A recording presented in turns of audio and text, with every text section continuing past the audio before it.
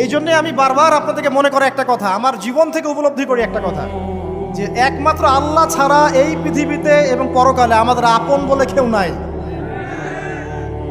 বাকি সবাই সবার স্বার্থের জন্য আছে। মানুষ মানুষের অবস্থানকেই মূল্যায়ন করে, মানুষ মানুষের অবস্থানকেই মূল্যায়ন করে। আল্লাহ রাব্বুল আলামিন আপনার ভিতরটাকে ভালোবাসেন। দেখেন, আপনি যখন নামাজ পড়েন নাই, আল্লাহ পাক কিন্তু আপনাকে ধ্বংস করে দেন নাই। আল্লাহ পরম করুণাময় আপনাকে হেদায়েত দিয়ে নামাজি বানিয়ে দিয়েছেন। জীবনে অনেক পাপ করেছেন, ইনস্ট্যান্ট আল্লাহ পাক শাস্তি দিতে পারতেন, আল্লাহ পাক দেন নাই। আল্লাহ আপনাকে ভালোবাসেন, আল্লাহ আমাকে ভালোবাসেন।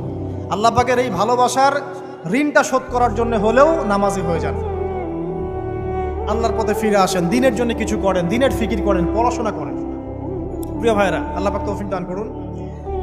দেখুন, এই রিবা থেকে দূরে থাকার জন্য একটা হাদিস যথেষ্ট, যে 4 শ্রেণীর মানুষকে আল্লাহ রাসূল সাল্লাল্লাহু